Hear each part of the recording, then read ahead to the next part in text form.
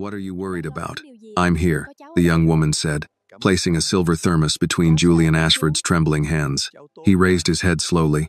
Do you have any idea who I am? His voice was low and worn. Coming near me tonight may not be good for you. Your hands are shaking from the cold, the young woman continued, her voice carrying a patience he could not understand. Please drink some ginger tea, sir. It's freezing out here. Only then did Julian truly look at her. The girl standing before him wore a Navy maintenance uniform and worn black shoes. A plastic identification card hung from her collar. Annie Carter. Julian stared at her as though she had spoken in a language he no longer understood. You shouldn't be talking to strangers, he said. Annie glanced at the empty seats around him.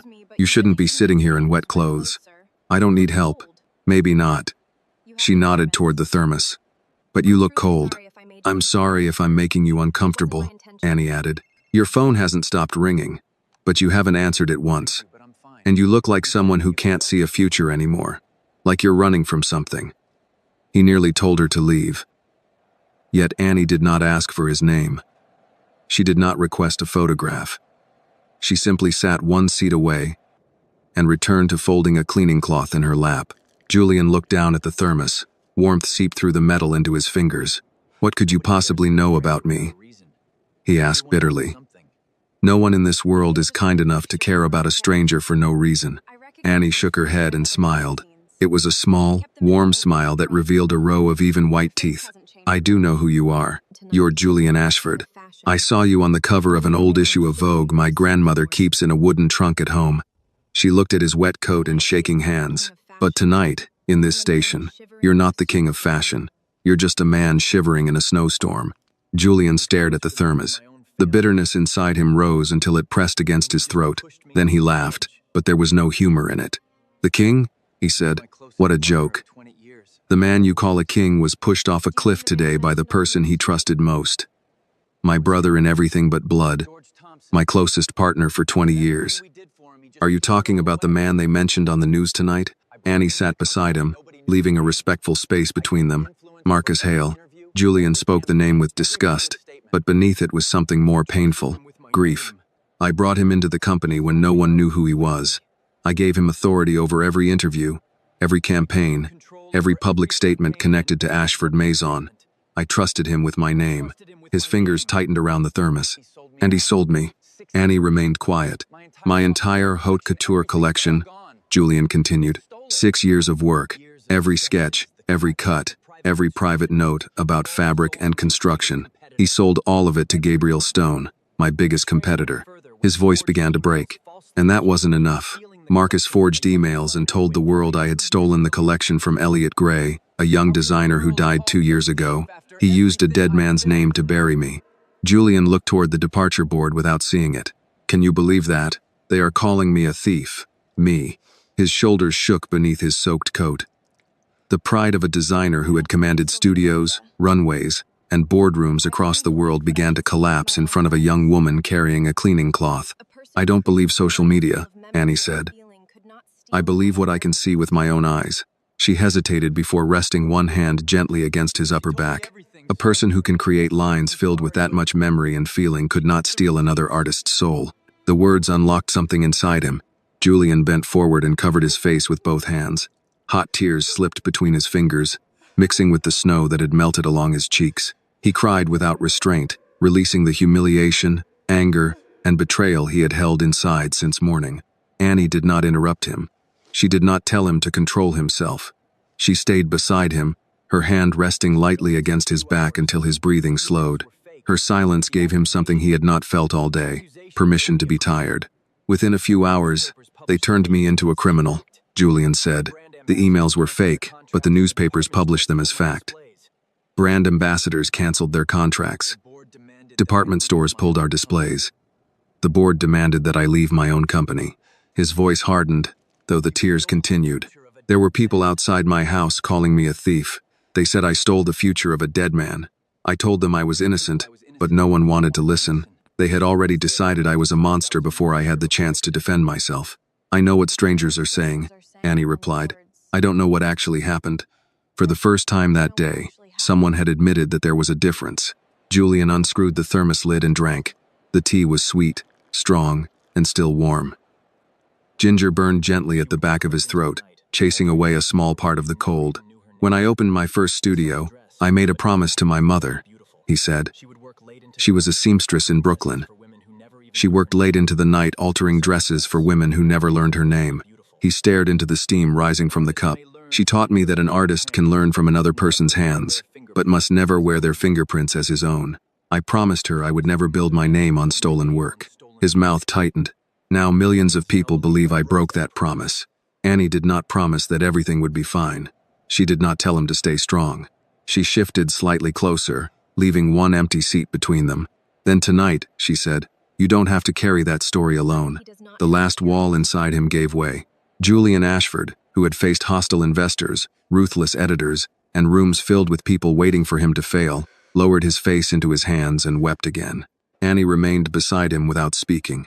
Above them, the departure board continued changing, sending everyone else towards somewhere they belonged.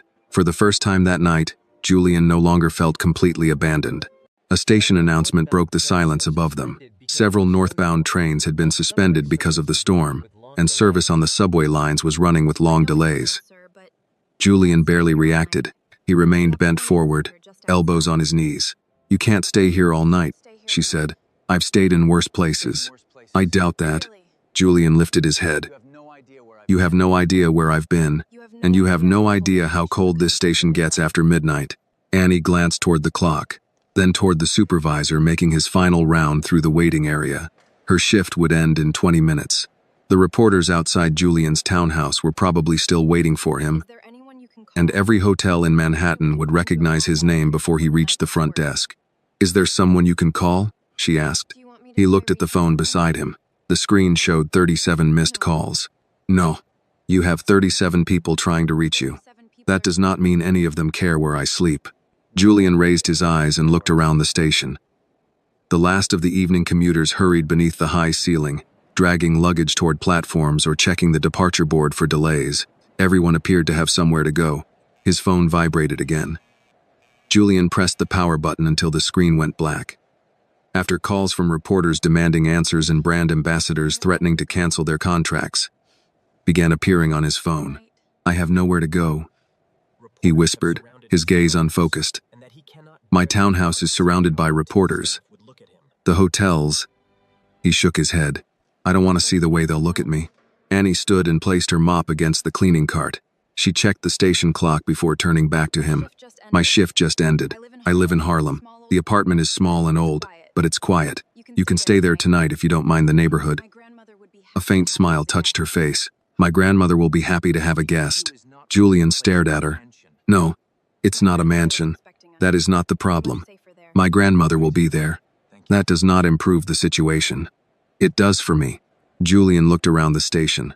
On the opposite side of the concourse, a television displayed another photograph of Julian outside Ashford Mason. He could not hear the report, but he saw his own name beneath the word scandal. Annie followed his gaze. You can stay here and let someone recognize you, or you can have soup at my grandmother's table. Those are the choices I can offer. You bring strange men home often? No. You're the first disgraced fashion billionaire. Despite himself, Julian let out a small breath that almost became a laugh. Annie returned the thermos lid to him. That sounded better than crying. All right, he said after a moment. Thank you. I'm Annie Carter. You can call me Annie. The subway carried them away from central Manhattan toward Harlem. Julian stood beside Annie in the crowded car, one hand gripping a metal pole while melted snow dripped from his coat. He had not taken the subway in more than 15 years. Across from him, a hospital worker slept with her head against the window. An older man held 2 grocery bags between his shoes. A child rested against his father's shoulder while the train rocked through the tunnel. No one paid attention to Julian. When they left the train, sleet swept through the streetlights. The apartment was on the 3rd floor, at the end of a narrow hallway that smelled of laundry detergent, radiator heat, and someone's late dinner. Annie opened the door. Warm air touched Julian's face. A radio played softly in the kitchen, carrying the final minutes of a late-night jazz program. The apartment was small but orderly.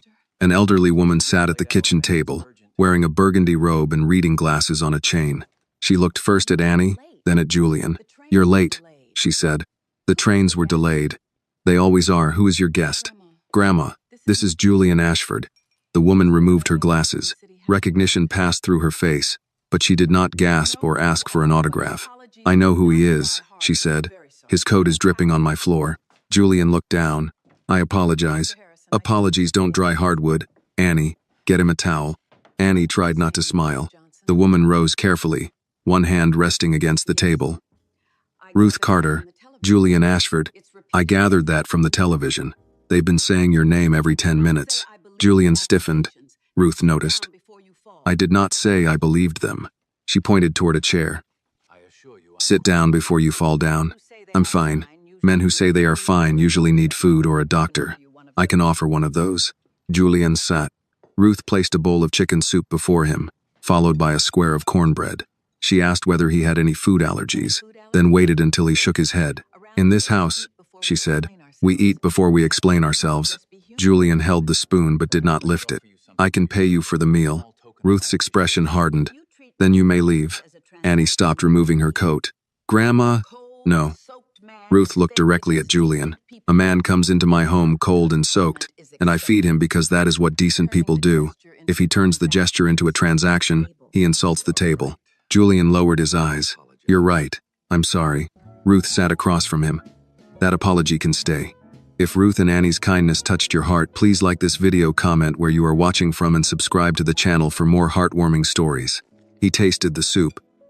It was simple, warm, and heavier with black pepper than he expected. Something in it reminded him of the meals his mother had made when there was not enough money for anything elaborate. Annie placed his wet coat near the radiator. "Grandma puts pepper in everything. Pepper reminds the body it's alive," Ruth said. Julian ate without speaking. Later, seated on a wooden chair beside the radiator, he studied the room around him. There were no phones ringing without pause, no camera flashes against the windows, and no television commentators repeating accusations as though repetition made them true. The quiet, unsettled Julian at first. He had lived so long among assistants, schedules, security teams, investors, and people who measured every word that silence had begun to feel like a warning. Here, it asked nothing from him. Ruth did not question him about the scandal. Annie did not ask when he planned to leave. Neither woman seemed impressed by his wealth or frightened by his fall from public favor. A strange calm settled over him. For the first time since the accusations began, Julian allowed himself to sit without preparing an answer for anyone. The old wall clock had just passed 1 when Ruth set her knitting aside. "You can sleep on the sofa," she told Julian. "It is not long enough for a man your height, but neither is the night. I should leave before morning. You can leave when the sidewalks are clear and the reporters have found someone else to torment." Julian glanced toward the window. Snow pressed against the glass in soft, uneven sheets. Somewhere below, a delivery truck struggled along the street. "I don't want to bring trouble to your door." Ruth folded her hands over the burgundy yarn in her lap. "Trouble rarely asks permission before it arrives. The best we can do is decide how to behave once it enters." Annie brought him a clean blanket and a gray sweatshirt that had belonged to her grandfather. It was too broad through the shoulders and too short at the wrists. But Julian accepted it without comment. "The bathroom is at the end of the hall," Annie said. "The hot water pipe knocks before it works. Don't let it scare you. I have survived hostile board meetings. The pipe is louder." Ruth smiled and disappeared into her bedroom. Annie turned down the radio and gathered the empty cups. Julian watched her move through the apartment with the efficiency of someone who had learned to avoid wasting time, water, or money. She washed each dish as soon as it was used, dried it, and returned it to the cabinet. Nothing was left for morning. "You work every night?" he asked. 5 nights a week, sometimes 6. "And during the day?" "I take care of Grandma, run errands, and sleep when the building is quiet enough. That cannot leave much time for anything else." Annie shrugged. "Most people don't get time. They make pieces of it." She reached beneath the kitchen table for a stack of grocery circulars. A sheet of paper slipped from between them and landed near Julian's shoe. He bent to pick it up. It was a charcoal drawing of a woman standing on a subway platform. Her coat opened behind her, in long, angled panels that echoed the converging rails. The figure's face was unfinished, but her posture conveyed impatience, fatigue, and a kind of guarded pride. Thin strokes of blue pencil suggested reflected light from an approaching train. Julian studied it longer than he intended. Annie noticed what he was holding and crossed the room quickly. "That's nothing." She reached for the page, but he turned it slightly out of reach. "Who drew this?" "I did." You studied figure drawing? No. Fashion illustration? No. Perspective? Not officially. That means no. Yes. He looked at the drawing again. The anatomy was imperfect. The left hand was too narrow, and the coat could not have been constructed exactly as shown. Yet, the shape had movement. More importantly, it had a point of view. You drew this from memory? I saw her waiting for the New Haven train last month. She kept checking the clock, but every time someone came near her, she pretended she wasn't waiting for anyone. Julian looked up. How could you know that? I didn't, I guessed. Why design the coat this way? Annie hesitated, then pointed to the drawing. She looked like she wanted to leave before whoever she was waiting for arrived. So I made the back of the coat pull away from her body, like it was already moving. Julian said nothing. Annie took the page from his hand and placed it face down on the table. It's just something I do. No one draws like that by accident. You're tired. I am tired, not blind. The firmness in his voice made her step back. Julian immediately regretted the tone. He had used it for years in studios where assistants understood that criticism was part of the work. Annie had not agreed to enter that world. I'm sorry, he said. May I see the others? There aren't many. From the bedroom, Ruth called. There are 3 boxes under her bed. Annie closed her eyes. Grandma. What? He asked a direct question. Julian almost smiled. Your grandmother appears to value honesty. She values it most when it embarrasses me. Ruth opened her bedroom door just enough to look out. Embarrassment passes. Regret has a longer lease. Then she closed the door again. Annie stood in silence for a moment before walking to the narrow room beside Ruth's. She returned carrying a battered cardboard portfolio tied with a shoelace. You can look, she said, placing it on the table, but don't be polite. I have never been accused of that. She sat across from him. Inside were dozens of drawings made on whatever paper she had been able to find. The backs of discarded schedules, grocery bags cut into flat sheets, old envelopes, and pages torn from damaged notebooks. Some were portraits of travelers. Others were garments inspired by things most designers would never notice. A dress built around the circular pattern of coffee stains on a station counter. A jacket whose reflective seams followed the path of subway lines. A long evening coat shaped from the silhouette of a woman carrying 2 sleeping children. Several designs had been drawn for older women, with concealed closures and softer construction around the shoulders. One page showed a formal gown designed around a cane rather than in spite of it. Julian tapped the edge of that drawing. Why this opening? So the fabric won't catch when she walks. And the waist? She might need to sit for a long time. I didn't want it pressing into her ribs. He looked at Annie. Most young designers wanted to make people appear taller, thinner, younger, or richer. Annie had drawn clothes that allowed people to remain who they were. Where did you learn to think about the body this way? From Grandma. She used to sew. After her heart got worse, some of her clothes became hard to fasten. Store-bought things are not always made for people who move slowly. Julian turned another page.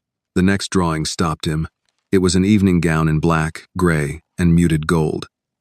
The skirt broke into overlapping panels that resembled train tracks seen from above. At the center, thin lines curved outward like sound waves. The bodice appeared severe from a distance, but the closer he looked, the more delicate the construction became. What is this called? He asked. It doesn't have a name. It should. I drew it after my first night shift. The station was almost empty, but every sound kept traveling. Shoes, announcements, luggage wheels. It felt like the building remembered everyone who had passed through it. Julian stared at the page. He had spent 6 years trying to create a collection about memory and repair. Annie had captured both ideas with a pencil stub on the back of a discarded train schedule. He closed the portfolio carefully. Annie searched his face. Is it bad? No. Then what is wrong with it? The structure is inconsistent. Some of these garments cannot be made as drawn. Your proportions drift, and you use color before deciding what the fabric is supposed to do. Her expression tightened, but she nodded. Julian continued. Your hands do not yet understand what your eyes are seeing. Annie looked down at the portfolio. That sounds like a polite way of saying I'm not good enough. It means you have something training cannot give you, and lack several things training can. She looked back at him. Is that good? It is rare. The radiator knocked twice behind them. Annie seemed to forget to breathe. Julian rested one hand on the cardboard portfolio. Do not throw any of this away. I wasn't planning to. Do not show it to anyone who asks to borrow it. Do not send original files without keeping dated copies. And do not sign anything you have not read. That is a strange list. It is the list I should have taught every young designer who entered my company. For the first time, the bitterness in his voice was not directed at Marcus. It was directed inward. Annie gathered the drawings and retied the shoelace around the portfolio. You should sleep, she said. So should you. I have to check Grandma's medication first. Julian watched her carry the portfolio back toward the bedroom. In his world, talent arrived with assistants, portfolios printed on heavy paper, and parents who knew which names to call. Here it had been living above a grocery store, drawing on discarded schedules after cleaning floors all night. He looked toward the old sewing box beneath the window. Until that moment, he had believed the worst thing Marcus stole was a collection. Now Julian understood there were quieter thefts happening every day, gifts overlooked because they appeared in the wrong neighborhood, in the wrong uniform, or in the hands of someone no one important had bothered to notice. By morning, the storm had weakened to a gray drizzle. Julian woke on Ruth's sofa, with one foot hanging over the armrest, and the borrowed sweatshirt pulled tight across his shoulders. For several seconds, he did not remember where he was. Then he heard dishes in the kitchen, and Annie reminding her grandmother to take the blue pill before breakfast. His phone remained switched off on the table. Ruth was pouring coffee when he entered the kitchen. Annie had already changed into jeans and a faded green sweater. Her maintenance uniform hung near the radiator, still damp at the cuffs. There's oatmeal, Ruth said, or eggs if you can cook them yourself. Oatmeal is fine. Good. Eggs cost too much this week. Julian sat at the small table. The cardboard portfolio was no longer there, but he could still see the sketches in his mind. The coat that seemed to move before its wearer, the evening gown made from the sounds of an empty station, the formal dress designed around a cane. He had spent decades searching for originality in private schools, expensive internships, and studios filled with people trained to explain every decision. Annie had never entered any of those rooms, yet she saw clothing as a form of care. You should study design, he said. Annie stirred cinnamon into her oatmeal.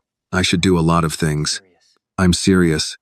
So Annie, Julian leaned forward. I can arrange for you to meet the right people. I can provide a studio, materials, tuition, whatever you need. Annie stopped stirring.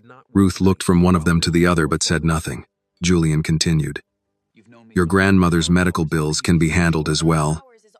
There is no reason for you to work nights while trying to build a portfolio. Annie placed the spoon beside her bowl. You've known me less than 12 hours. That does not change what I saw. No, but it changes what you know. I know talent when it is in front of me, and I know what pity sounds like. The words landed harder than she intended. Julian's expression closed. This is not pity. You found me cleaning a train station. You saw Grandma's medicine in the old building, and now you want to fix everything before breakfast. I am offering you an opportunity. You are offering to take control. Ruth lifted her coffee but did not drink. Julian looked at Annie as he might have looked at a junior designer who had challenged him in a meeting. Do you understand how many young artists would accept this without hesitation? Then help one of them. I am talking about you, and I'm telling you I don't want to become a charity story attached to your comeback. The room went quiet. Julian's jaw tightened. You think I would use you to repair my reputation? I think you are hurt, frightened, and used to solving problems with money. That does not make you cruel. It does mean you might not know the difference between helping someone and deciding what their life should become. He pushed his chair back. I should go. Ruth finally spoke. Sit down. Julian looked at her. You heard me. I don't believe I am welcome.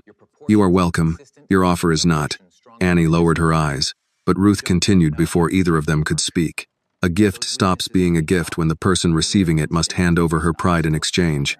I asked for nothing in return, Julian said. Not allowed. His face hardened again. Ruth set down her cup. You are used to rooms where people are afraid to disagree with you. This is not one of those rooms. Julian said nothing. Annie does not need a savior, Ruth continued. She needs someone who will tell her when a line is weak, when a color is dishonest, and when she is hiding behind fear. If you want to do that, say so. But do not walk into her life waving checks as though every problem has a price. Julian looked toward Annie. She appeared uncomfortable now, but she did not take back what she had said. What do you want? He asked her. The question was sharper than he intended, but Annie answered calmly. I want to know if I'm good enough to belong in that world. You are not. Her face changed. Not yet, he added. Your instincts are strong. Your construction knowledge is poor. Your proportions are inconsistent. You rely on emotion where discipline is required, and you do not know how to protect your work. Annie held his gaze. Julian continued. But those things can be taught. And the rest? The rest is the reason I am still sitting here. Ruth leaned back in her chair. That sounds more useful. Annie considered him for a long moment.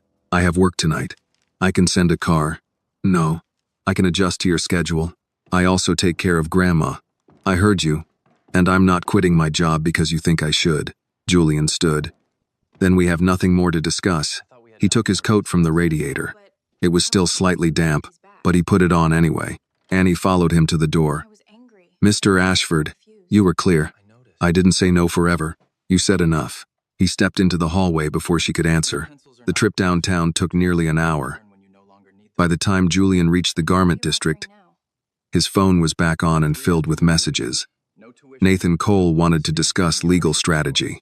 3 board members demanded a public apology. Marcus had called 6 times.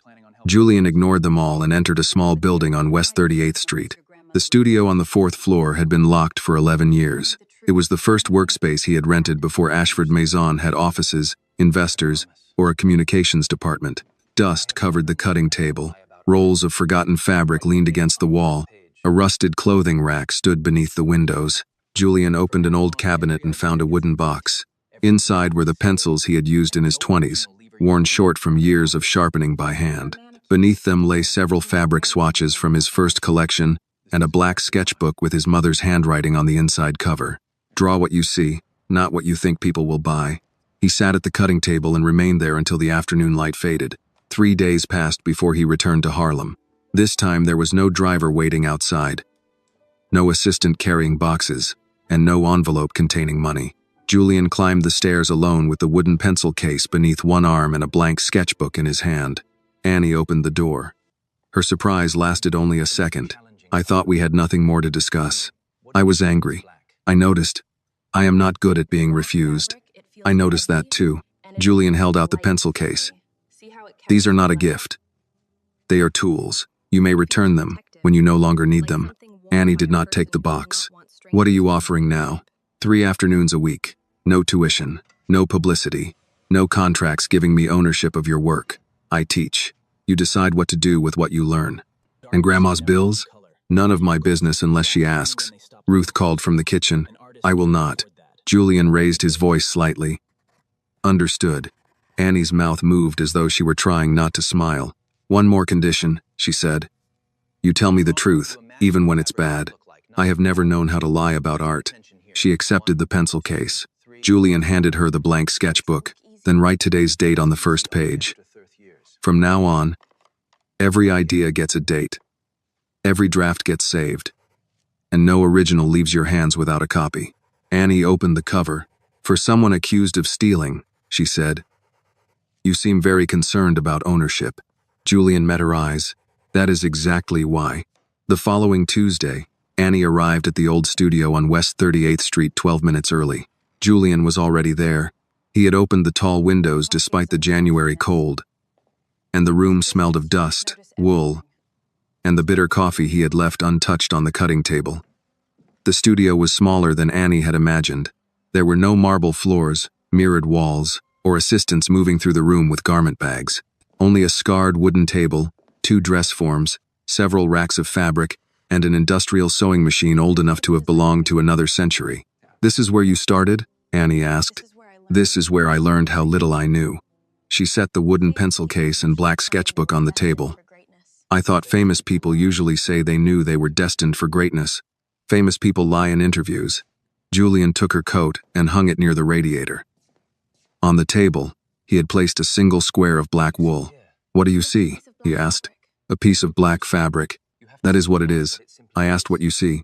Annie leaned closer. Something heavy. What else? It absorbs the light. All dark fabric does that. Not in the same way. Julian waited. She lifted one corner and rubbed it between her fingers. It feels protective.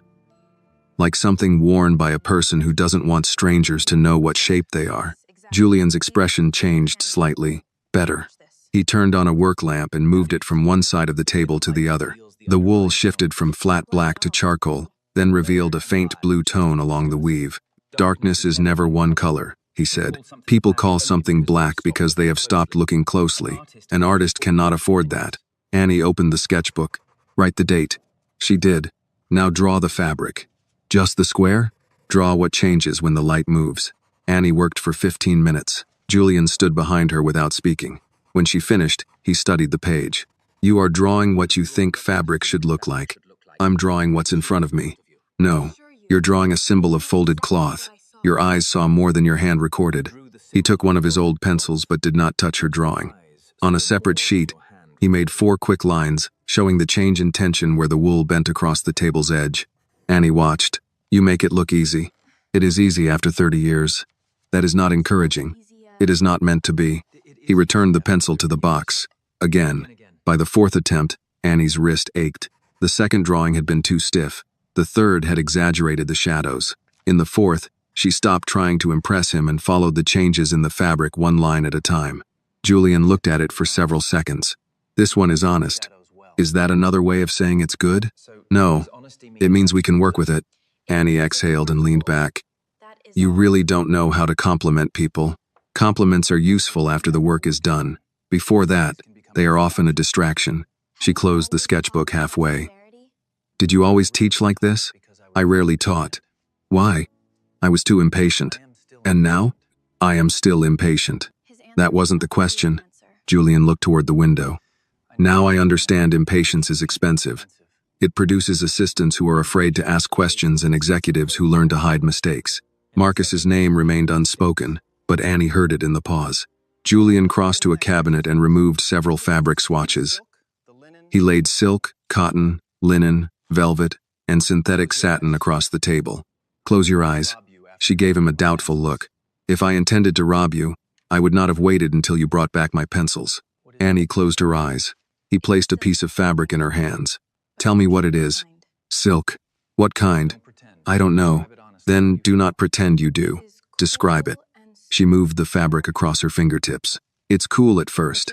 It slips away when I try to hold it flat. It would show every mistake in the cut. Julian replaced it with another. This one is warmer, softer. It doesn't move as quickly. Cashmere. Expensive? Very. She opened one eye. I can tell by the way you said it. Close your eyes. By the end of the exercise, Annie could not name every material, but she had described how each one resisted, folded, reflected light, and reacted to the warmth of her hands.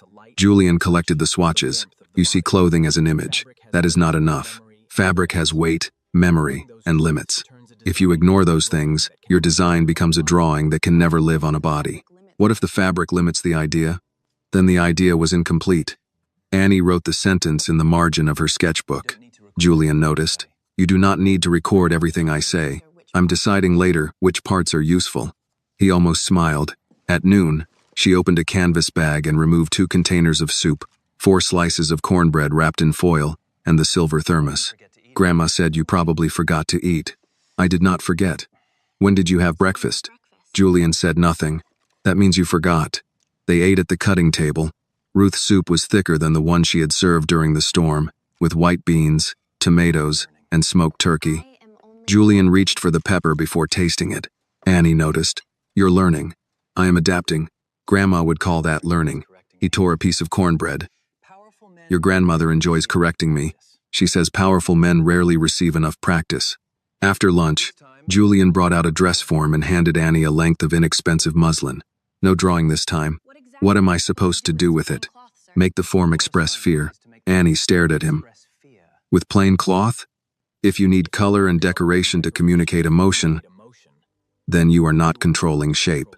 She draped the muslin over the form, pinning it tightly across the chest. Julian shook his head. That is discomfort, not fear. She loosened it and tried again, folding the material around the shoulders. That is hiding. Isn't hiding part of fear? Sometimes, but decide whose fear this is. Annie stood still. The question changed the assignment. She stopped treating the dress form as an object and imagined a woman waiting alone on a platform after midnight. Hearing footsteps behind her, she pulled the fabric backward from one shoulder as though the body had begun to turn before the feet could move.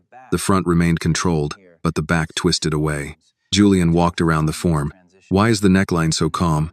Because she doesn't want anyone to know she's afraid. He looked at Annie. Now it has a point of view. The words meant more to her than praise. By late afternoon, the winter light had faded from the windows. Annie photographed every stage of the draping exercise, saved the images in a dated folder, and placed her sketches in a protective sleeve Julian had provided. At the door, she turned back. Are these lessons only until your company crisis is over? Julian looked across the room at the muslin figure, its body caught between stillness and flight. No. How long then? Until you no longer need what I can teach. Annie considered the answer. And if that happens sooner than you expect, then I will have done the job correctly. She nodded and left for her night shift. Julian remained alone in the studio. On the cutting table sat Annie's first discarded sketch, a few crumbs of Ruth's cornbread, and the black wool they had studied that morning. For years, every new project had begun with his name, a budget, and a deadline. This one had begun with two people writing the same date on separate pages and agreeing that neither of them would own what belonged to the other. Over the next 4 weeks, Annie learned that Julian could turn almost anything into a lesson. He asked her to study the blue-gray shadow beneath an elevated train, the orange light inside a 24-hour diner, and the faded green coat worn by a woman who sold newspapers near Grand Central. He made her sketch hands holding grocery bags, backs bent over strollers, and the way tired people loosened their clothes when they believed no one was watching. Fashion begins before the fabric, he told her. It begins with the reason someone needs to wear it. Annie still worked 5 night shifts each week. She left Grand Central shortly after sunrise, slept for a few hours, helped Ruth with errands and medical appointments, then traveled downtown to the studio 3 afternoons a week. Julian never commented on the dark circles beneath her eyes, but he began keeping coffee, fruit, and plain bagels in the small refrigerator. He claimed the food was for himself, though he rarely touched it until Annie arrived. One Thursday, she found him standing beside the cutting table with 2 paper cups. You put sugar in this, she said after tasting hers. You used 4 packets last time. I used 3. You took one from my coffee. That does not make 4. It does, mathematically. Annie shook her head and opened her sketchbook. You remember how much sugar I use, but you forgot the meeting your lawyer called about. Nathan will call again. He already called 6 times. Julian's phone was vibrating near the window. He turned it face down. The investigation into the stolen collection had made little public progress. Ashford Maison remained under temporary management, while Marcus appeared on television promising transparency and compassion for Elliot Gray's family. Each interview made Julian quieter. Annie had learned not to ask questions when his silence was still closed. Instead, she placed a sheet of paper before him. I need help with this sleeve. Julian examined the drawing. It is not a sleeve. It is attached to the shoulder. So is an arm. That does not make it a sleeve. She waited. The shape is decorative, he continued. It says nothing about the person wearing it. She's a night nurse. Then why would she wear fabric that catches on every door handle? Annie looked again. Because I liked the shape. That is not enough. She erased the wide cuff and replaced it with a narrower opening that could be rolled back. Then she added a hidden pocket along the inside seam. For what? Julian asked. A phone, maybe gloves, hospital identification cards. She made the pocket deeper. Julian nodded once. Now you are designing for a life instead of a photograph. During another lesson, he brought her a box of fabric remnants without labels. Annie had to arrange them by the emotions they suggested rather than by color or price. She placed rough brown wool beside pale silk. Julian frowned. Explain. The wool feels like someone who has worked outside all day. The silk feels like the clean shirt they put on before visiting someone in the hospital. That is sentimental. It can still be true. Sentiment without structure becomes decoration. Structure without feeling becomes a uniform. Julian looked at her for a long moment, then moved the fabrics closer together. Show me how they belong in the same garment. Annie began pinning the wool into a simple coat, while allowing the silk to appear only inside the collar and cuffs. For the person wearing it? He asked. So they know something soft is there even if no one else sees it. Julian did not criticize the choice. Their lessons gradually moved beyond the studio. One afternoon, Annie took him through Grand Central before her shift and pointed out people she had watched for months.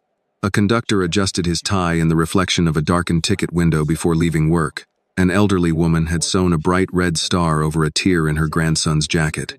A hotel porter wore reflective tape around one sleeve because the other strip had peeled away. Two office workers changed from dress shoes into sneakers before walking to the subway. None of them are trying to be fashionable, Julian said. They're trying to get through the day. That is often the more honest design problem. They stopped near a bench beneath the main clock. It was not the same bench where Annie had found him, but Julian still glanced toward the place. My mother used to change shoes on the subway, he said. She wore cheap flats to work and carried her good pair in a paper bag. Annie had heard only fragments about his mother. She knew the woman had been a seamstress and had died before Ashford Maison became an international company. What were the good shoes for? Annie asked. Customers. She believed wealthy women trusted a seamstress more if her shoes were polished. Did it work? No, they still forgot her name. Julian watched the crowd move beneath the painted ceiling. She worked on gowns she could never afford. Sometimes the women complained about the price while wearing jewelry worth more than our apartment. Did that make her angry? It made me angry. She said anger was useful only if you gave it a job. Annie smiled. Grandma says something similar. Older women enjoy turning difficult truths into short sentences. They have less time to waste. That evening, Julian returned to the studio after Annie began her shift. He told himself he only wanted to organize the fabric samples, but he remained at the cutting table long after midnight. For months, he had been unable to draw without seeing the stolen collection. Every line reminded him of Marcus, the forged emails, and the public accusations. This time, he thought about his mother's shoes in the paper bag. He sketched a coat made for a woman who moved between two worlds, durable wool on the outside, a narrow line of silk hidden beneath the collar, and pockets large enough to carry the things she did not want strangers to see. He made 3 versions before dawn. When Annie entered the studio the following afternoon, she found the pages spread across the table. You drew these? Julian looked up from his coffee. That is usually what it means when my name is at the bottom. They're new. Yes. She touched the corner of one page without lifting it. They don't look like rebirth. The observation should have bothered him. Instead, it brought relief. No, he said, they don't. Annie studied the designs. The inside is softer than the outside. Some people need it that way. She looked at him, aware that they were no longer discussing the coat. Julian gathered the sketches and placed them in a dated folder. For the first time since the scandal began, creating something new did not feel like defending his past. A week later, he asked Annie to prepare 6 pieces for a portfolio. She stopped sorting fabric. For what? A preliminary review. By whom? Evelyn Brooks. She directs a foundation program at Parsons. Annie's hands became still. You said you wouldn't buy me a place. I am not buying anything. Evelyn owes me no favors and dislikes me enough to prove it. That is supposed to reassure me? It should. She will tell you the truth. Annie looked down at her unfinished sketches. What if she says I don't belong there? Julian remembered a younger version of himself standing outside a design school in Brooklyn, afraid to enter because everyone inside appeared to know rules he had never been taught. Then you will ask why, he said. You will learn what can be learned, reject what is dishonest, and return to work. And if she says yes, then the work becomes harder. Annie closed the portfolio slowly. You make every good possibility sound threatening. Good possibilities usually are. She carried the 6 drawings home that evening. Holding them against her chest on the subway, Julian remained in the studio, studying the new coat he had drawn from the memory of his mother. He had believed teaching Annie would give him something useful to do while his own life was suspended. Instead, she had done something no board member, attorney, or public relations expert had managed. She had made him curious about what he might create next. Evelyn Brooks reviewed Annie's portfolio on a Tuesday afternoon in a narrow office overlooking West 13th Street. She wore black-framed glasses and turned each page without changing expression. Julian sat near the window, saying nothing. Annie had expected him to explain the unfinished seams, the cheap paper, or why several designs had been drawn on the backs of train schedules. He did not. When Evelyn reached the final sketch, she closed the portfolio. You have strong instincts, she said. Annie waited. Your technical training is limited, your perspective slips, and some of these garments cannot be constructed as drawn. I know. Do you? Mr. Ashford reminds me often. Evelyn glanced at Julian. That sounds like him. Julian crossed one leg over the other. You asked me not to interfere. I was checking whether you were capable. Annie looked between them. Am I being rejected? No, Evelyn said. I'm offering you a place in the weekend preparatory program. 8 weeks. No guarantee of admission, No special grading, and no private corrections from Mr. Ashford. I don't correct her work before reviews. You correct the air around other people until they agree with you. Julian seemed ready to argue, but Annie spoke first. I accept. Evelyn handed her a printed schedule. Classes begin Saturday at 9. Bring charcoal, tracing paper, a measuring tape, and something you are not afraid to ruin. The first Saturday, Annie arrived 20 minutes early with Ruth's canvas sewing bag over one shoulder. Inside were Julian's pencils, a second-hand measuring tape, 2 notebooks, and a sandwich wrapped in wax paper. Students gathered outside the classroom in small groups. Most wore clothes designed to look casual but expensive. One young man described a summer program in Florence. 2 girls compared portfolio consultants. Another student complained that her mother had sent the wrong car. Annie stood near the door and read the supply list again. A blonde girl in a cream sweater noticed the canvas bag. "Is that vintage?" she asked. "It belonged to my grandmother." The girl touched the worn handle. "I love that. Everything authentic looks better when it's distressed." It wasn't distressed on purpose. The girl smiled as though Annie had made a joke. "I'm Madison Vale. Annie Carter." Recognition flickered across Madison's face. "You're Julian Ashford's girl." "I'm not his girl." "His project, then." Before Annie could answer, Evelyn opened the classroom door. The morning assignment required students to build a paper garment around a dress form without using tape. Annie began folding and locking the paper into narrow sections that spread from the shoulder like overlapping train platforms. Madison worked at the next table. Her supplies came from a hard leather case stamped with her initials. "So what does Ashford make you call him?" she asked. "Julian." Madison raised an eyebrow. "That's intimate. He's my teacher." "Right." Annie kept folding. At lunch, she ate her sandwich in the hallway. A boy named Tyler sat across from her and glanced at her shoes. "Do you really clean Grand Central?" he asked. "Yes. I thought the articles exaggerated that." "What articles?" He looked embarrassed. "Just posts. People said Ashford found you during some kind of breakdown." Annie folded the wax paper around the remains of her sandwich. "People say many things about strangers. I didn't mean anything by it. That does not make it harmless." By the third weekend, the questions had become comments. Madison called Annie the scholarship story when she thought Evelyn could not hear. Someone photographed Annie's worn shoes beneath the work table and posted them with the caption, "Coucher starts in custodial services."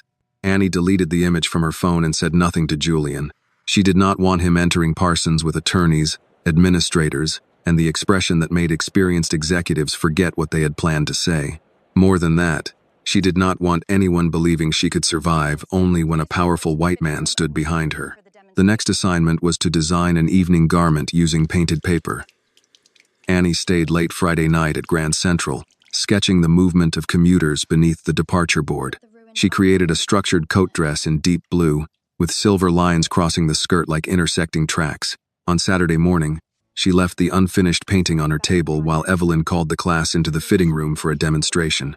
When Annie returned, a jar of red paint lay on its side. Color had spread across the center of her work. Madison stood near the sink washing a brush. "That's unfortunate," she said. Annie stared at the ruined paper. Tyler looked down. No one spoke. "Did you do this?"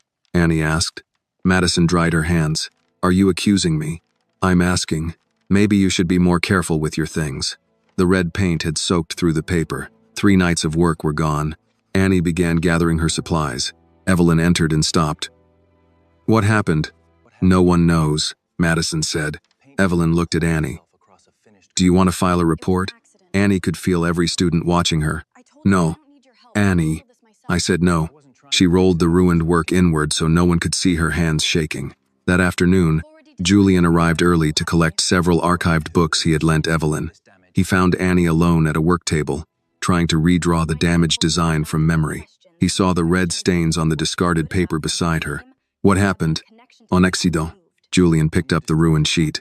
Paint does not pour itself across the center of a finished composition. It's handled. It does not appear handled. Annie continued drawing. "I don't need you to fix this." "I did not say you did. You're already deciding who to call." He looked toward the other students gathering near the door. Madison lowered her eyes. "Who did it?" Annie put down her pencil. "That's not the question. It is the first question. No, the question is whether my work is good enough when my name, my job, and my connection to you are removed." Julian's jaw tightened. Someone destroyed your property.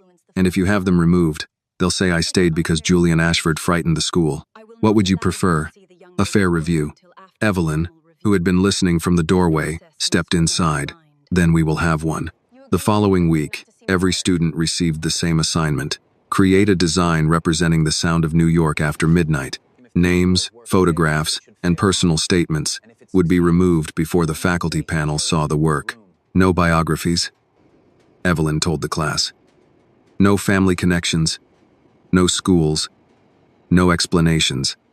The work enters the room alone. Madison raised her hand. How do we know outside help won't influence the results? Evelyn looked directly at Julian, who stood near the back wall. Mr. Ashford will not see Annie's work until after the review. Julian nodded. On the subway home, Annie held the blank assignment sheet across her knees. You agreed too quickly, she said. To what? Not seeing my work. If it fails, it should fail honestly. And if it succeeds, then no one can say I carried it into the room. Annie looked out at the dark tunnel beyond the window. For the first time since joining the program, she was about to be judged in a room where her uniform, her neighborhood, and the color of her skin would not arrive before her work. That should have made her feel safe.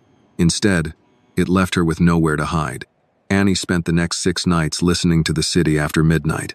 She stood near the lower concourse at Grand Central and recorded sounds in a small notebook. The click of a conductor's punch, the scrape of suitcase wheels, the pause before a departure announcement, the low groan of a train entering the tunnel.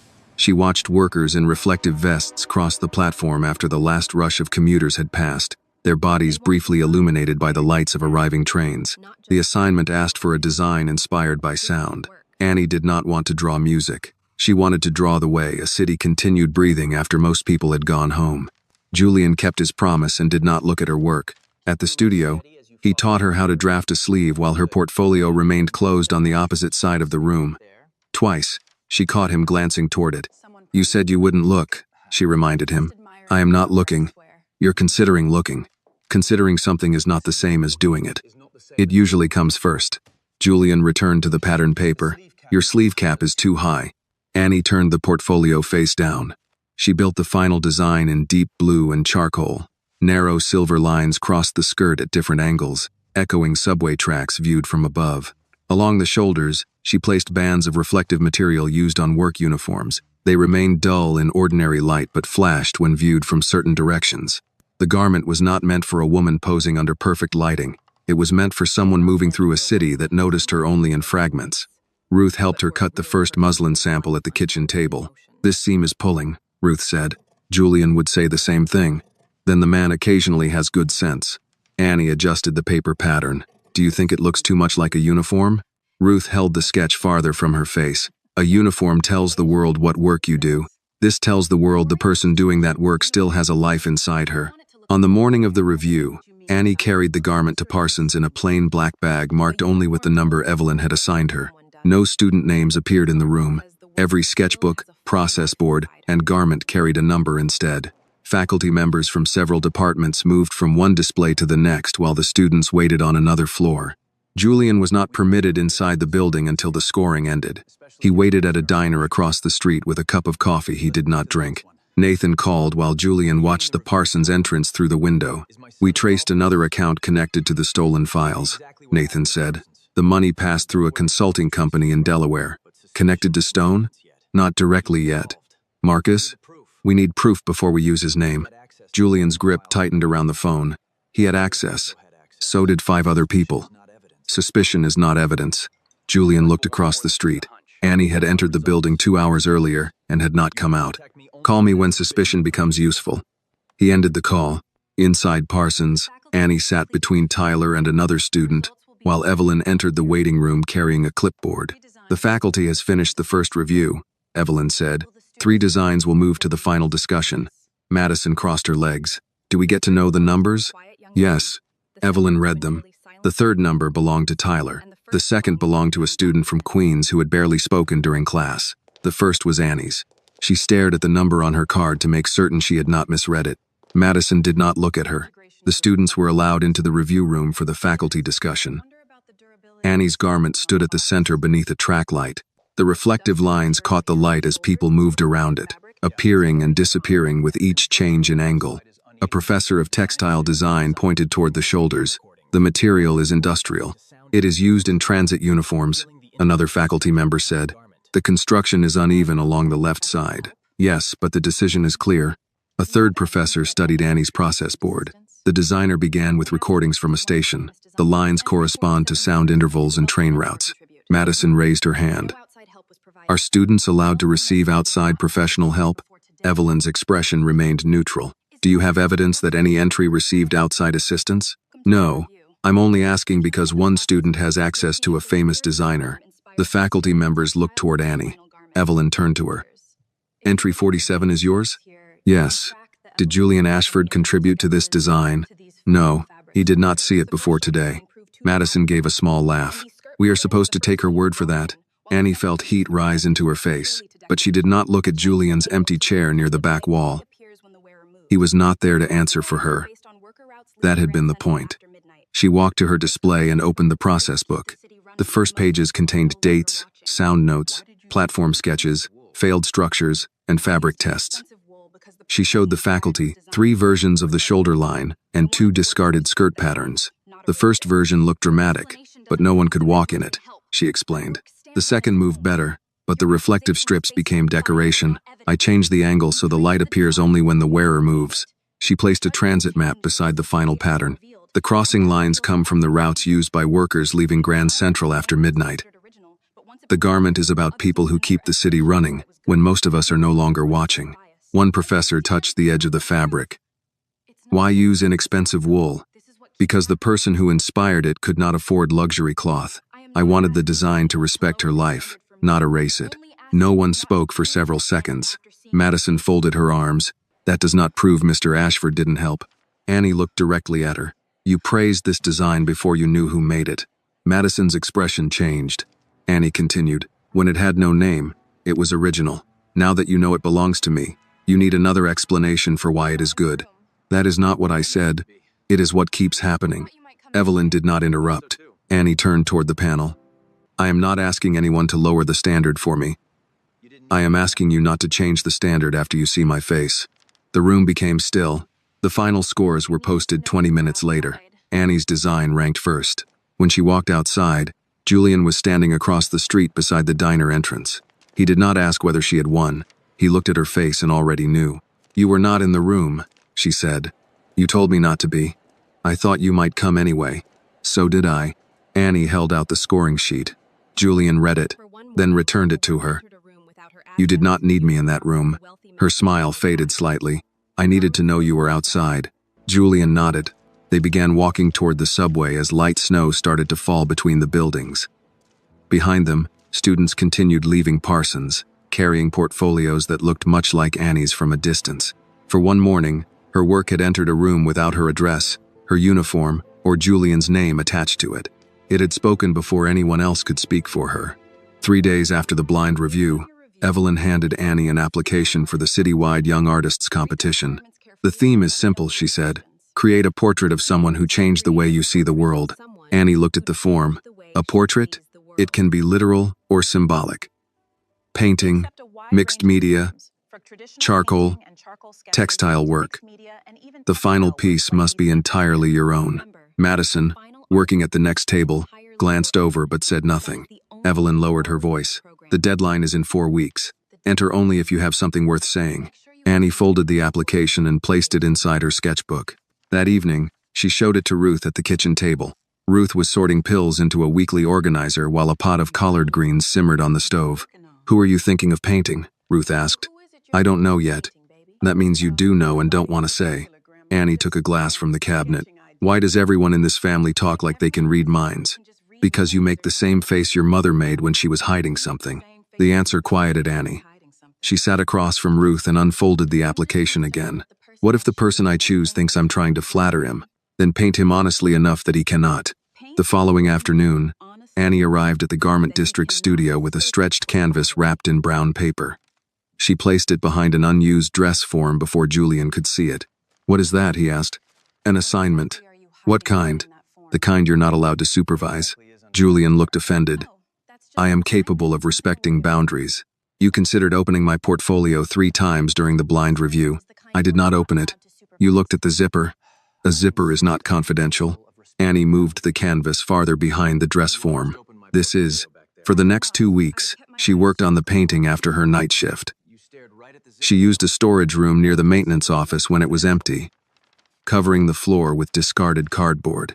The canvas was too large to carry back and forth each day, so she hid it behind stacks of unused caution signs and cleaning supplies. She began with Julian's face, not the face from magazine covers, where every shadow had been controlled and every line softened by lighting. She painted the man she had found beneath the clock at Grand Central. Wet hair fallen across his forehead, one shoulder lower than the other. His eyes fixed on a future he could no longer see. Half of his face remained in deep blue and charcoal. The other half caught the amber light of the station lamps.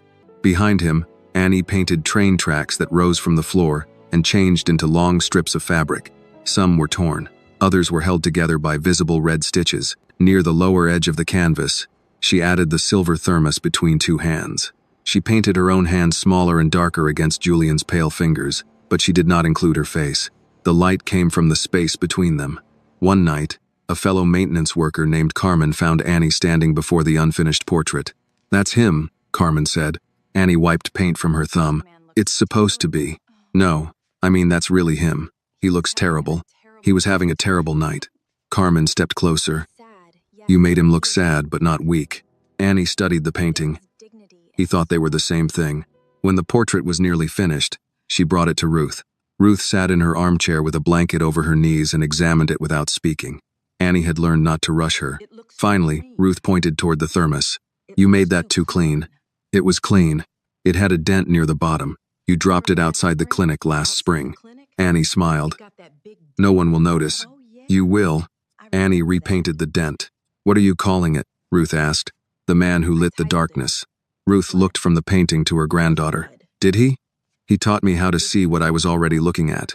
That is not the same as giving you light." "No." Ruth touched Annie's wrist. "Make sure the title does not turn him into your whole story." Annie returned to the painting and added more light between the 2 hands, widening it until it touched both figures without belonging to either one. The competition exhibition opened on a Friday evening at a public gallery in Chelsea. Annie wore a navy dress Ruth had altered from one found at a thrift store. Julian arrived late and entered through a side door to avoid the reporters still following him. His lawyers had advised him not to attend. Nathan had been direct. "Every photograph of you beside Annie will be interpreted. Some outlets will call it mentorship. Others will call it image repair." She asked me to come, then understand the risk. Julian had come anyway. He moved through the gallery without speaking to anyone until he reached Annie's portrait. For several seconds, he did not recognize himself. The man on the canvas did not resemble the person Ashford Mason had spent years presenting to the world. He looked tired, frightened, and stripped of every defense. Yet the painting did not humiliate him. It allowed him to remain human. Annie stood a few feet away, watching his reaction. "You painted me crying." "You were crying. I had hoped memory might improve me." "That would be dishonest." Julian looked at the title card. "The Man Who Lit the Darkness," he read. "You don't like it. It is inaccurate." Annie folded her hands. "Which part?" "You were the one who approached me. You gave me the tea. You stayed. You taught me that black fabric can hold blue, gray, and violet if someone looks closely enough. That hardly makes me a source of light." Annie stepped beside him. "Maybe light doesn't belong to one person. Maybe it only matters that someone passes it on." Julian looked again at the 2 painted hands and the glow between them. His eyes filled, but he did not turn away. A photographer near the gallery entrance noticed them. Before either could react, the camera flashed. By midnight, the image was online. Julian Ashford standing beside Annie Carter beneath the portrait of his own collapse. Most comments were supportive. Some called the painting powerful. Others praised Julian for mentoring a young black artist without publicizing it. Marcus Hale saw something else. He sat alone in his office at Ashford Mason, the city spread beneath the windows, and enlarged the photograph on his screen. Julian looked different, not restored, but no longer defeated. Beside him stood Annie, young, talented, and credible in a way no corporate statement could manufacture. Marcus opened a private messaging application and sent the photograph to Gabriel Stone. "She is becoming a problem," Stone replied less than a minute later. "For whom?" Marcus looked at Annie's painted title again. "For both of us." He closed the gallery image and opened a folder containing security footage from Julian's old studio, internal scholarship forms, and photographs taken outside the Carter apartment. The first accusation had separated Julian from his company. The next one would make the public believe he had found someone poorer, younger, and easier to steal from. The first post appeared at 6:12 the next morning. By 7, 3 larger accounts had repeated it.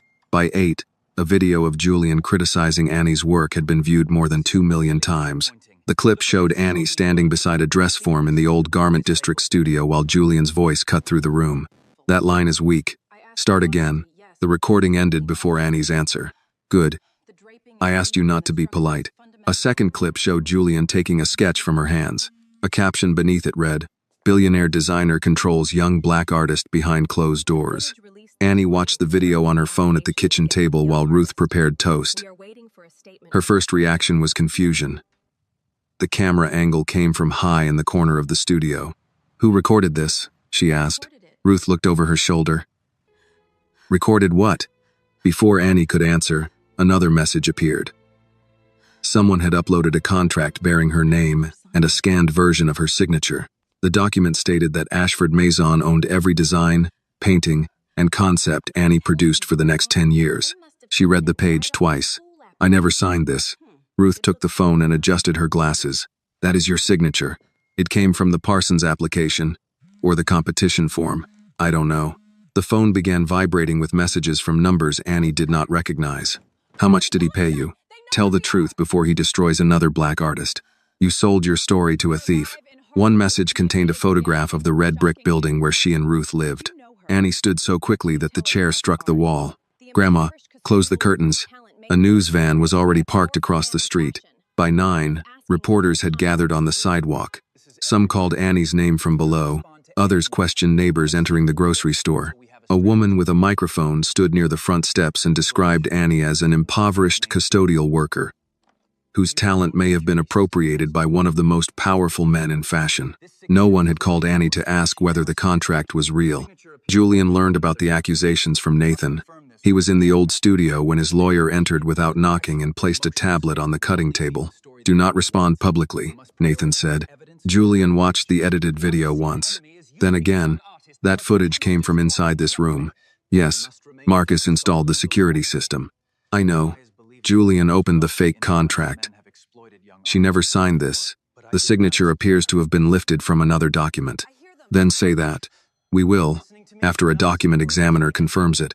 Annie is being accused now, and an emotional statement from you will feed the story Marcus wants." Julian struck the tablet against the table hard enough to make Nathan reach for it. "He is using her because he cannot finish me. He is using the public's fear of exploitation," Nathan said.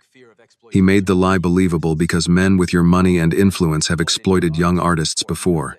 I did not. I know that. Evidence will matter more than anger." Julian's phone rang. Annie's name appeared. He answered at once. "Annie?" Her breathing was uneven. Behind her, voices pressed through the walls. "They're outside the building. I'm sending security." "No, that will make it look worse." "I don't care how it looks." "I do. This is my home." A loud pounding interrupted her. Someone in the hallway shouted her name. Ruth's voice followed, firm but strained. "Step away from the door, Annie." Julian stood. "I'm coming." "Don't. I am not leaving you there. You coming here with cars and guards will turn this street into a circus. It already is one." Another voice rose outside the apartment. "Mrs. Carter, how much money did Julian Ashford pay for your granddaughter's work?" Annie heard Ruth inhale sharply. "Grandma?" The phone slipped against something hard. Julian heard movement, a chair scraping, then Annie scream. "Grandma!" The call ended. Julian was out of the studio before Nathan could stop him. By the time he reached Harlem, an ambulance blocked the street. Reporters crowded behind a police barrier, cameras raised toward the building entrance. Julian's driver tried to take him around the back, but he had already opened the door. The crowd recognized him. Questions struck from every direction. "Did you forge Annie Carter's contract? Are her designs part of your new collection? Did Mrs. Carter suffer a heart attack because of this scandal?" Julian kept moving. 2 paramedics brought Ruth through the entrance on a stretcher. An oxygen mask covered her face. Annie walked beside her, one hand gripping the rail. When Annie saw Julian, fear crossed her face before anger replaced it. I told you not to come. What happened? Her chest started hurting. She couldn't breathe. Julian moved toward the ambulance, but Annie stepped between him and the stretcher. Please, she said, not now. The doors closed, and the ambulance pulled away. Julian followed in his car to Hudson Presbyterian Medical Center. Reporters followed him. At the hospital, Annie sat beneath fluorescent lights with Ruth's coat folded across her knees. Her phone continued to fill with messages until she switched it off. Julian approached carefully. The doctor said she's stable, Annie said before he could ask. They're running tests. I'm sorry. She looked at him. You didn't put those people outside our home. No, but they came because of me. They came because someone lied, and because knowing me gave the lie somewhere to land. Annie lowered her gaze to Ruth's coat. They're saying I never made the work. Other people are saying I made everything and you stole it. No one seems to believe we could have worked together without one of us using the other. Julian sat across from her. Nathan will prove the contract is false. When? Soon. My grandmother is behind that door now. He had no answer.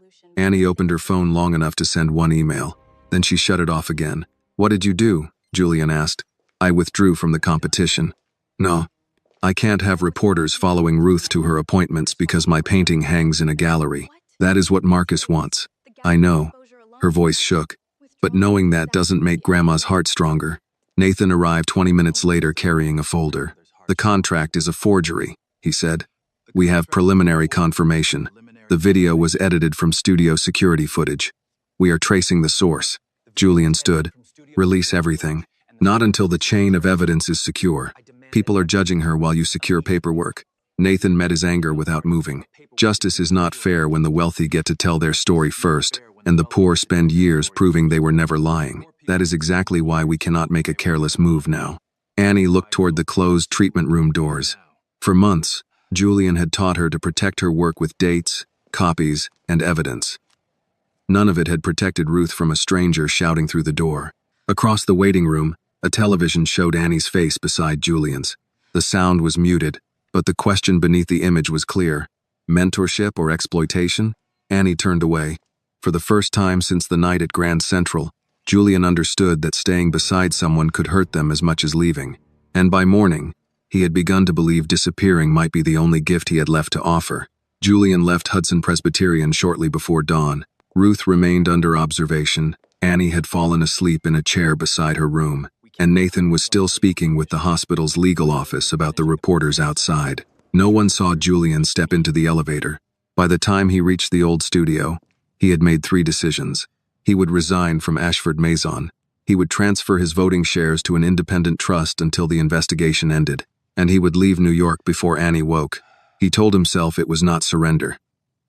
If his presence had turned her home into a target and sent Ruth to the emergency room, distance was the only protection he could still offer. He began packing without turning on the overhead lights. The room remained gray in the early morning, with only the street lamps filtering through the windows. He placed his mother's sketchbook in a leather case, followed by the silver scissors and several folders of personal work. He left Annie's sketches untouched. At 7, Nathan called.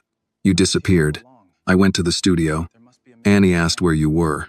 What did you tell her? That I didn't know. Good. Nathan was silent for a moment. What are you doing?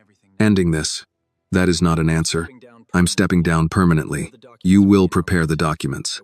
Ashford Maison can issue a statement saying I will not return until the investigation is complete. And Annie? I will have no further contact with her. Nathan's voice hardened. Did she ask for that? She should not have to. You do not get to decide what she needs without asking her. I thought Ruth made that clear. Julian closed the case. Her grandmother nearly died because of a lie built around my name. Marcus built the lie. I gave him the power to do it. That is responsibility. This is punishment. It is protection. No, it is your oldest habit.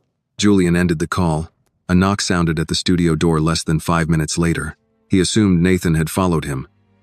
But the woman standing in the hallway wore a camel coat, dark glasses, and the same steady expression that had once silenced entire backstage crews. Celeste Monroe removed her glasses. You still hang up when someone says something true. Julian stepped aside. How did you know I was here? You come back to this room whenever you want to remember who you were before people started applauding. She entered carrying a small black suitcase. Julian had not seen her in 6 years. At 55, Celeste still carried herself like the model who had once crossed a warehouse runway in Brooklyn wearing one of his first unfinished gowns while rain leaked through the roof. "You should not be here," he said. "Neither should that suitcase." She looked toward his packed case. "Where are you going?" "Somewhere my name cannot hurt anyone." Celeste set her suitcase on the cutting table. "That sounds noble. It is not meant to. It never is with you. You prefer your self-pity tailored." Julian's face tightened. A woman is in the hospital, and the man who put her there is still controlling the story. Marcus will be investigated, not if the people with evidence keep hiding. Celeste opened the suitcase.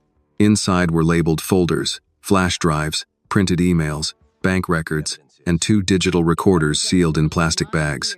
Julian stared at them. "What is this?"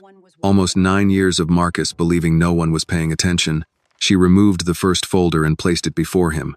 It contained emails between Marcus and an outside consultant discussing payments from a Delaware company. Another folder held server access logs showing Marcus's credentials opening the Rebirth archive after midnight. Julian turned the pages faster. "Why did you have these?" "Because Marcus tried to make me lie about you years ago. He wanted me to say you had mistreated me during our first campaign. When I refused, he called me difficult and convinced the board I was too old for the brand." Celeste's tone remained calm, but Julian heard what it had cost her. "I thought you left because you wanted to retire. That is what Marcus told you." Julian stopped turning pages. Celeste placed a flash drive beside his hand. "That contains the full studio footage of you and Annie, not the edited clips, the complete files." "How did you get them?" "A former security technician owed me a favor. Marcus ordered him to copy everything from the old studio before deleting the remote backups.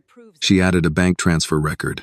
This payment went from Gabriel Stone's intermediary to a consulting company controlled by Marcus's brother-in-law. 3 days later, Marcus accessed the Rebirth files." Julian looked at her. "Nathan needs to see this. He already has copies. He is verifying the chain of custody now." "You went to Nathan before coming here?" "I wanted one person in this city to behave rationally." Celeste opened another folder. Inside were the original emails from Elliot Gray's internship, alongside the altered versions released to the press.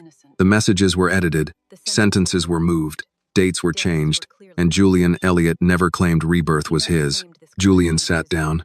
For weeks, he had known the accusations were false. Seeing the mechanics of the deception was different. Marcus had not simply stolen a collection. He had rebuilt Julian's past into a weapon, and used Elliot's death as its handle. Celeste watched him absorb it. "There is enough here to expose Marcus and Stone," she said. "There may be enough to charge them. Then give it to the authorities." "We are. Why do you need me?" "Because evidence can prove what happened. It cannot speak for Annie." Julian looked away. "She does not need me near her. She needs the truth near her. My presence made everything worse. Your silence made room for Marcus." Julian stood. "You think I should walk back into that hospital and ask her to stand beside me while the public tears her apart again? No, I think you should stop deciding for her." Celeste moved closer. "You have spent your life calling departure a form of sacrifice. Sometimes leaving is necessary. This is not one of those times. This is fear wearing an expensive coat." The words struck with the precision of an old friend who knew where every defense had been built. Julian looked at the packed case. "What if the truth is not enough?" Celeste's expression softened. "Truth is rarely enough by itself. It needs evidence, patience, and people willing to remain in the room after lying becomes easier." 2 hours later, Julian returned to Hudson Presbyterian. Annie was seated outside Ruth's room with a paper cup of coffee in her hands. She looked as though she had not slept. "You left," she said. "I did. Were you coming back?" Julian set the silver thermos on the chair between them. "I was planning not to." Annie looked at the thermos, then at him. "That was your solution?" "I thought removing myself would protect you. My grandmother is the one who taught you not to make decisions for other people. I am a slow student." Despite her exhaustion, something shifted in her face. Julian sat one chair away. "Celeste Monroe has evidence, real evidence. Bank transfers, server logs, original emails, and the unedited recordings from the studio. Nathan is verifying everything. Will it prove the contract is fake? Yes. And the collection? It will show Marcus sold it to Stone." Annie held the coffee cup tighter. "Will people believe it? I don't know." She studied him. "That is the first honest answer anyone has given me since yesterday." Julian nodded toward the thermos. That night at Grand Central, you told me I did not have to carry my story alone. Annie's eyes filled, but she did not look away. I came back to return the promise. For a long moment, neither spoke. Then Annie asked, "What do we do?" "We stop reacting to Marcus. We choose where the truth is told." "Where?" Julian looked toward the hospital window, beyond it to the tracks and towers of Manhattan. "At the place where this began." Annie understood before he said the name. "Grand Central?" Julian nodded. "A public show. Every design credited. Every document ready. No closed boardroom. No edited interview. And if they come after us again? They will." Annie looked through the glass at Ruth sleeping inside. Then she reached for the silver thermos. "Good," she said. "This time, we'll be waiting." Within 48 hours, Julian's plan had become public. Rebirth. The truth in every thread would take place beneath the great clock at Grand Central Terminal 5 weeks later. The announcement named no luxury sponsor, no celebrity host, and no corporate partner. It listed only the designers, craftspeople, models, and legal representatives responsible for the event. The response from the fashion industry was immediate. 3 sponsors withdrew before noon. A hotel group canceled rooms reserved for visiting buyers. A lighting company doubled its price after claiming the show carried reputational risk. 2 well-known models backed out through their agents. The board of Ashford Maison issued a statement saying the company had no involvement in the event. Julian read it once and placed the paper face down. "They want the show to fail without appearing to stop it," Annie said. They were sitting in the old Garment District studio with Nathan and Celeste. Fabric samples covered the cutting table, while a floor plan of Grand Central had been pinned to the wall. "They are protecting themselves," Nathan replied. "That is the polite expression," Celeste said. "Cowardice also works." Julian studied the list of remaining expenses. "We proceed without them." Nathan removed his glasses. "You can finance the event personally, but every payment must be documented. Marcus will claim you used company funds. Then Ashford Mason will not pay $1, and Annie's work must remain legally separate from yours." "It already is." Nathan looked toward Annie. "I need you to understand what that means. Every design must be registered under the correct creator. If you and Julian work together, both names appear. If a design is yours, he has no ownership." "That was our agreement from the beginning," Annie said. "Agreements are useful. Signed records are better." Julian did not object. A month earlier, he might have taken offense at the implication that his word required documentation. Marcus had cured him of that weakness. Evelyn joined them that afternoon and examined Annie's sketches for the show. The collection she had begun after the hospital scandal was built around people who worked while the city slept. Cleaners, nurses, transit employees, caregivers, kitchen workers, and security guards. One coat used reflective tape along the seams, but only enough to appear when the wearer turned. A gray dress carried a pattern taken from the cracked tiles near the lower platforms. Another design included concealed pockets large enough for medication bottles, work gloves, and a folded train schedule. Evelyn stopped at a long dark blue garment with panels that opened like intersecting tracks. "This is the final piece?" Annie nodded. "I think so." "You think?" "The shoulder still feels too formal." Julian stood behind her but did not speak. Evelyn noticed. "You have an opinion." "I was not asked." Annie looked over. "I'm asking now." "The shoulder belongs to a different woman than the rest of the dress." Annie studied the drawing. "Because it is too controlled? Because it expects to be admired. The rest expects to survive." She erased the upper line and began again. Evelyn watched Julian step back without taking the pencil from her hand. "You have improved," she told him. "I assume you mean as a teacher." "I mean as a person who knows when to stop talking." Celeste laughed from across the room. The team grew through word of mouth rather than publicity. Older seamstresses who had worked with Julian during his early years offered their time. Former Ashford employees came quietly after work. Parsons students volunteered for fittings in production. A group of transit workers agreed to advise Annie on how uniforms moved during long shifts. Several of the models were women the industry had stopped calling. One was 62 and walked with a cane after knee surgery. Another was a mother of 4 who had left modeling 20 years earlier. A young man with a prosthetic leg asked whether the trousers could be adjusted without hiding it. "They should not hide anything you do not want hidden," Annie told him. He smiled. "That is not how fittings usually go." "It should be." Celeste took responsibility for the runway casting. She rejected anyone who treated the show as a chance to rescue Julian's reputation. "We are not staging a redemption commercial," she told one agent. Your client is welcome to walk if she respects the work. She is not welcome to pose beside a scandal and call it courage. The legal preparations moved alongside the clothing. Nathan arranged secure copies of the bank transfers, server logs, original emails, and unedited recordings. Elliot Gray's mother agreed to provide a statement confirming that her son had never claimed ownership of Rebirth. A digital forensic specialist prepared a simple timeline that the public could understand. Nathan also contacted the Manhattan District Attorney's Office and federal investigators reviewing the wire transfers. "We are not announcing an arrest from the runway," he warned Julian. "Evidence goes to law enforcement before it goes to the audience." "I understand." "Do you?" Julian looked at him.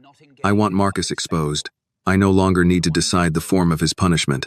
Nathan nodded once. "That may be the healthiest sentence you have spoken in 20 years. Security required equal care." Grand Central's management approved the event only after MTA police, fire officials, and station engineers reviewed the plans. Every backstage door was mapped. Emergency exits were tested, access badges were numbered and photographed. Annie walked the service corridors with the station supervisor, Mr. Alvarez, who had known her since her first month on the cleaning crew. "You sure you want all these fashion people back here?" he asked. "No." "Good answer." He showed her an old baggage passage behind the temporary dressing area. "This corridor is not used much now, but it stays clear by code. If the main hall is blocked, this takes you east." Annie memorized the turns. At Hudson Presbyterian, Ruth followed the preparations from her bed. She had improved enough to sit upright for several hours, though her cardiologist refused to discuss discharge until her medication stabilized. Annie brought sketches to the hospital each evening. Ruth examined the final dress and opened her wooden sewing box, which Annie had carried from the apartment. Inside were old buttons, chalk, thimbles, and spools of thread saved from decades of work. Ruth selected a small brass button worn smooth at the center. "This came from the first winter coat I made for your mother." Annie held it carefully. "You kept it all these years?" "I keep things that still have a purpose." "Where should it go?" "That is your decision. I am not the designer." Julian stood near the window, holding 2 cups of hospital coffee. Ruth looked at him. "You agree?" "It is her work." "Good. You are learning faster now." Annie placed the button near the inside collar, where the wearer would feel it but the audience might never see it. The night before the first full rehearsal, Julian and Annie stood alone beneath the Grand Central clock. Temporary lighting rigs had been installed along the concourse, but the runway remained unfinished. Travelers passed around them, unaware that the space would soon hold the most important show of either of their lives. "Are you afraid?" Julian asked. "Yes. Of failing, of being misunderstood again." Julian looked toward the departure board. "We cannot control what everyone believes. I know. We can control the records, the names on the work, and whether we tell the truth." Annie nodded. "That will have to be enough." Across town, Marcus Hale watched a news report about the show from his dark office. Behind the reporter appeared images of Annie working beside former Ashford seamstresses and transit employees. Gabriel Stone's voice came through the phone. "Can you stop it?" Marcus looked at the floor plan of Grand Central spread across his desk. "Yes," he said, "but this time, damaging Julian will not be enough." His finger settled on the backstage dressing area. "We remove the girl, the clothes, and the reason anyone came to watch." By 6:30 the following evening, Grand Central no longer resembled a station preparing for rush hour.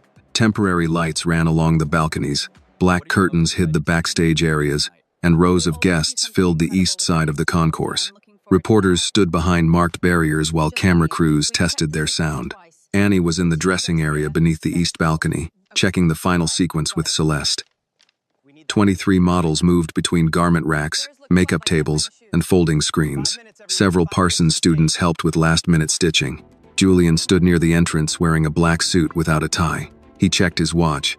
20 minutes, he said. Annie adjusted the brass button inside the collar of the final blue dress. "You've said that 3 times. The time changes. Not that quickly." Celeste looked over the top of her glasses. "Both of you are nervous. One of you is hiding it better." Julian opened his mouth. "It is not you," Celeste said. A stage manager called for the first 6 models. Annie turned toward the garment rack, then stopped when the overhead lights went out. For half a second, the room was silent. Emergency lamps came on near the floor. "What happened?" someone asked. A radio crackled and died in Celeste's hand. Annie moved toward the main door. Stay calm. The building has backup power. She pulled the handle. The door did not move. A production assistant tried beside her. It's locked. It can't be, Celeste said. That's a fire door. Two people pushed against it together. Something metal scraped on the other side, but the door remained closed. Annie reached for her phone. There was no signal. Around them, the models began talking at once. One young woman pounded against the door and shouted for security. Another stared at the dark ceiling, breathing too fast. Then the sprinkler system activated. Cold water burst over the garment racks. Someone screamed, "Cover the clothes!" A seamstress shouted. People grabbed plastic sheets and garment bags, but several pieces were soaked before they could be protected. Ivory silk darkened under the water. Painted paper panels collapsed. Dye began running from one coat onto another. Annie stood still long enough to understand what was happening. This was not an electrical failure. Someone wanted the room sealed, the clothing damaged, and everyone inside frightened. Across the concourse, Julian watched the stage clock move past the scheduled start. The first music cue never came. Nathan approached him from the security station. "We lost communication with the dressing area. Send someone back there. MTA officers are already moving." A member of Ashford Mason's former board stepped closer. "You still have 12 completed looks in the West holding area. Start with those. The audience will tolerate a shortened show. Annie is in that room. So are most of the clothes," the man replied, "which is why you need to save what remains." Julian looked at the guests waiting beneath the great clock. Several journalists were already reporting into cameras. On social media, a rumor had begun spreading that Annie had abandoned the show after refusing to let Julian use her work. The board member lowered his voice. "Walk out there. Explain that there has been a production delay, and begin with your own collection." Julian's face changed. "My own collection? You cannot let one young designer take the entire event down with her." Julian stepped onto the runway. The room quieted as he approached the microphone. Behind him, the opening lights came on automatically, illuminating an empty path through the concourse. The music director waited for his signal. Julian looked toward the sealed backstage area. "This show will not begin," he said, "while the people who created it remain locked out of sight." A murmur moved through the audience. "We have been advised to continue with the garments still available. We will not." Rebirth was built by designers, seamstresses, models, transit workers, students, and people whose names were ignored for too long. None of them is replaceable because an audience is waiting. Nathan received a message from security and showed Julian the screen. Fire door obstructed from exterior. Forced entry in progress. Julian faced the audience again. "You may leave. You may criticize the delay, but there will be no show without the people whose hands made it possible." Inside the dressing room, water continued dripping from the ceiling after the sprinklers stopped. A young model named Kira sat against the wall, struggling to breathe. Annie crouched in front of her. "Look at me. I can't breathe." "You can. Follow me. In for 4. Annie counted with her fingers. 1, 2, 3, 4. "Hold. Now let it out." Kira followed the rhythm until her breathing slowed. Celeste tested the door again. "Security is trying to reach us. They may take too long," Annie said. She looked around the room, then remembered the walkthrough with Mr. Alvarez. The old baggage passage.